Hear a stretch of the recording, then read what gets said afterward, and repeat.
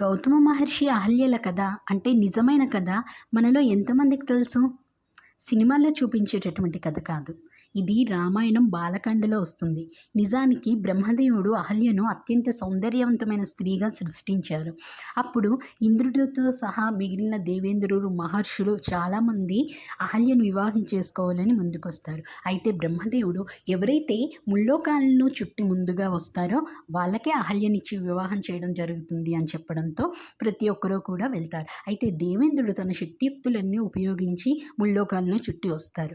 నేను ముల్లోకాలను చుట్టి వచ్చాను, నాకు అహల్యను ఇచ్చి వివాహం చేయండి అడుగుతారు. ఇంతలో నారదుడు వచ్చి నీకన్నా ముందుగా గౌతమ మహర్షి ముల్లోకాలను చుట్టి వచ్చారు. అది ఎలాగంటే అప్పుడే జన్మనిస్తున్నటువంటి ఒక శిశువుకు జన్మనిస్తున్నటువంటి ఒక ఆవుకు, ఒక గోవుకు 3 ప్రదక్షిణలు చేశారు. ఎవరైతే ఇలా చేస్తారో ఆ ప్రదక్షిణ ముల్లోకాలకి చుట్టినటువంటి ప్రదక్షిణతో సమానం అని చెప్తే అప్పుడు వివాహం అహల్యను గౌతమ మహర్షికి ఇచ్చి జరిపించడం జరుగుతుంది. ఆ తర్వాత వాళ్ళిద్దరు ఆశ్రమ జీవితం అలా కొనసాగుతుండగా దేవేంద్రుడికి ఆ పంతం ఉండి ఒకరోజు గౌతమ మహర్షి సంధ్యావందనం చేసుకోవడానికి వెళ్ళగా గౌతమ మహర్షి వేషంలో వస్తారు. అయితే అహల్యకు వచ్చింది తన భర్త కాదని తెలుసు. అయినప్పటికీ ఇలాంటివి ఏవైనా జరిగితే ఒక లీలగా మాత్రమే మనం తీసుకోవాలి. ఆమెకి తెలిసినా కూడా అనుకోని పరిస్థితిలో తప్పు జరిగింది.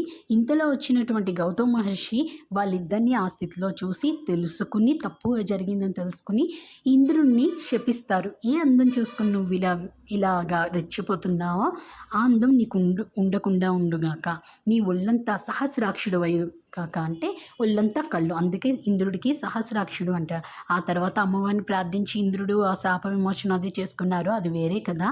అయితే ఆ రోజుల్లో డివోర్స్ అనేవి లేవు కదా. భార్య తప్పు చేసినా భర్త తప్పు చేసినా ఇద్దరు కూడా ఆ తప్పును సరిదిద్దుకుని కాపురాల్ని నిలబెట్టుకోవడానికే చూసేవారు. కానీ ఇప్పట్లో చిన్న చిన్న విషయాలకే డివోర్స్ వచ్చేటటువంటి పరిస్థితులు కాదు అవి. అప్పటి వివాహ వ్యవస్థ అంత ఉన్నతంగా ఉండేది. అయితే గౌతమ మహర్షి అహల్యతోటి నువ్వు ఇక్కడ ఎవ్వరికీ కనిపించకుండా ఒక శిల రూపంలో ఉండి తపస్సు చేసుకో ఆ నారాయణుడు ఎప్పుడైతే రాముడిగా మానవ అవతారంలో వస్తారో ఈ ఆశ్రమంలో పాదం మోపగానే నీకు శాప విమోచన అవుతుంది. అప్పుడు నేను కూడా తిరిగి వస్తాను, యథాతథంగా మనం జీవిద్దాం అని చెప్పి వెళ్ళిపోతారు. అయితే ఇలా ఉండగా రామాయణంలోని బాలకాండ సమయంలో విశ్వామిత్ర మహర్షి రాముడిని తీసుకువెళ్తారు. అది మనకు తెలిసిందే కదా. వెళ్తున్నప్పుడు రాముడు గౌతమ మహర్షి ఆశ్రమం శిథిలావస్థలో ఉండడం చూసి ఏంటి ఆశ్రమం ఎవరిది, ఎందుకు ఇలా ఉంది అని అడుగుతారు. అప్పుడు విశ్వామిత్ర మహర్షి ఈ వృత్తాంతం అంతా చెప్తే అప్పుడు రాముడు అడుగు పెట్టిన వెంటనే అహల్యకి శాప విమోచనమయ్యి అంతర్ముఖంగా